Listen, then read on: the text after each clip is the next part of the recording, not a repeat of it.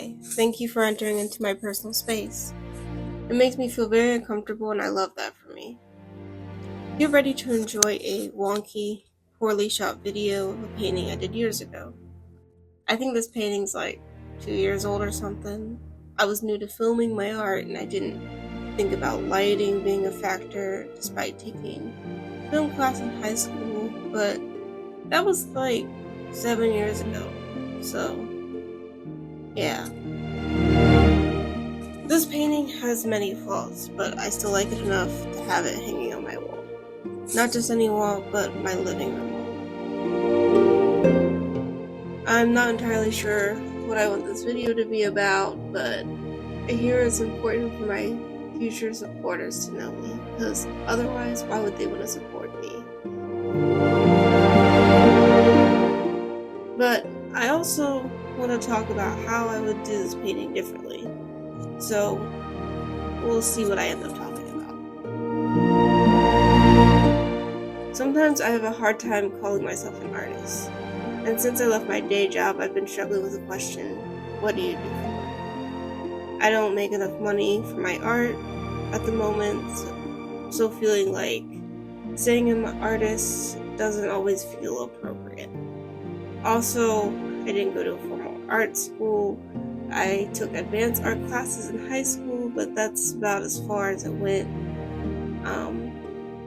So, imposter syndrome is really hitting hard. So, the art class that I took was very useful. I took graphic design, multimedia, and studio art. And in studio art, we did do time gesture drawings, which were fun. I actually did enjoy those. Charcoal drawings, we built canvases, we did oil painting. And at that time, I did not like oil painting at all. My painting was never dry enough for me to work on, and so it led to a very catastrophic looking portrait. Years later, though, I did go back and try oil painting again, obviously, and I changed my mind on it. So that's how we are here now. I'm also terrible at naming what I'm doing. Like, I know why I made those brush strokes, and I know that I'm using a viable technique, and I know that doing things a specific way for a reason, well, that I'm doing things a specific way for a reason. See, this is why I don't read the script. But when it comes to using like the technical names, I don't know what I'm talking about. So I enjoy painting alla prima. I remember that one, but there's a lot of words to describe a lot of techniques, and I don't know them all. Or I do know them all, but I don't always know if they apply to what I'm doing. I just paint according to the needs of the piece, and sometimes I even forget what I did, so when I film, that's good, because otherwise I have no idea how I painted the piece. I just, hyperfixate and all that. So, with this painting specifically, I wish that I would have painted in layers more. I think that would have caused a lot less grief for me if I painted the base color of everything first and then went in with detail later. But I hyperfixated on these details and I wanted it to look good right away, and that is one of my mortal flaws, because it ain't never gonna look good right away. Like, it just isn't. So doing that would have helped me better gauge all the colors, how they relate to each other, but instead I had to go remix and change a lot of the colors. So if I were to do a repaint, I think I would add more contrast or something like that.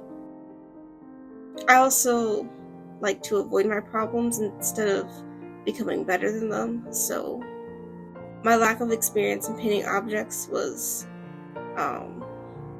definitely affected my process here. I don't think I'd painted a kitchen before. Like, that was all new. And so that's part of the reason why I decided to do a background art challenge to practice painting more scenes that I was unfamiliar with, because it's embarrassing to not be able to paint something. So, just paint it. So, not gonna lie though, some of the things that I ended up painting for that challenge, I wasn't happy with. But that's kind of like the purpose or something, to show where I lack so I can wallow in sadness or, see where I need to improve or something. I don't know if I actually learned any lessons in my whole entire life, but yeah. With that said, I didn't create a disaster. I just created problems. And the painting turned out well despite me. So, it wasn't a loss. I still have it on my wall. I would still sell it. And I'm actually quite happy with it. So, actually, I don't know why I said I would sell it. It is not for sale. I will sell a print of it, but I want it on my wall.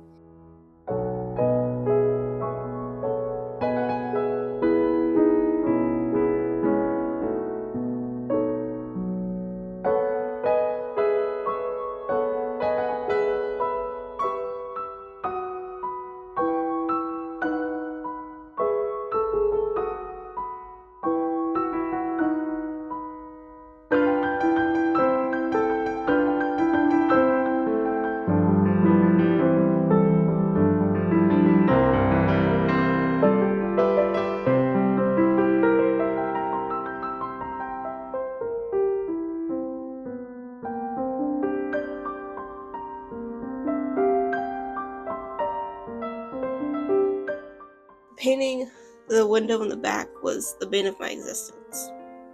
I think it's like the contrast issue. There was a lot of light coming through the blinds, but I didn't know if I could get the light bright enough, or maybe I made the light too bright. I don't know. But I redid that window like a few times. I think it needed some darker elements around it to even it out. The balance is just not there. I don't know. The tile was starting to have a lot of character, unlike me. And I think that it came together pretty well, considering it was my first time painting tile that I'm aware of. There's always room to improve, so while it might seem like I'm being harsh or critical of the painting, I'm not. That's not entirely the point of this. I'm pointing out where I was 2 years ago and how I would change things and adapt things now. So other than those things, like, the tile, I don't think I would change much on. Yeah, I like the way that I did the tile. I think it looks nice. I'd do it again. I will do it again.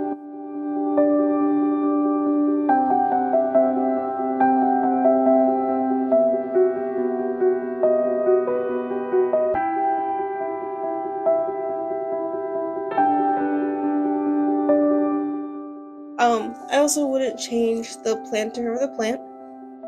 There are many leaves, which can feel overwhelming, but I chose to keep them simple and easy to view. I used varying shades of blue to create depth in the white planter and to show planter, and the white planter. I don't know.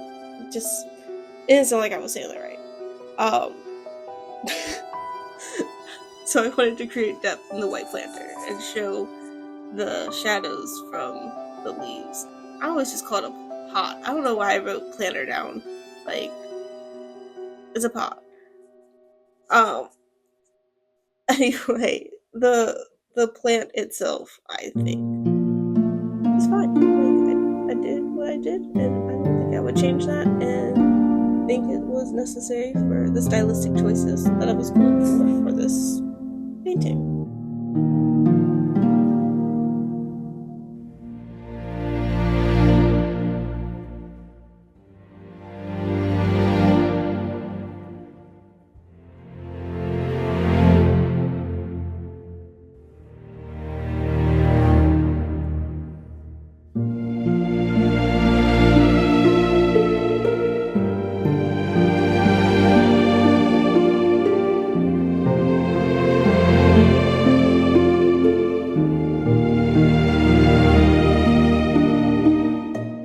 I also decided to do the underpainting this pink color, and I didn't want to completely lose out on that, so when I did the wall color, I used I made it really thin so that it wouldn't completely cover up that pink. I also used I used the pink color specifically because I saw someone else use it and they were like, "Oh, use this color, it'll make your painting so great." Da, da, da. I don't know what they said, but anyway, I was like, "Yeah, you know what? We'll try it. We'll see how it goes." I don't usually use pink in anything that I ever do, but you know,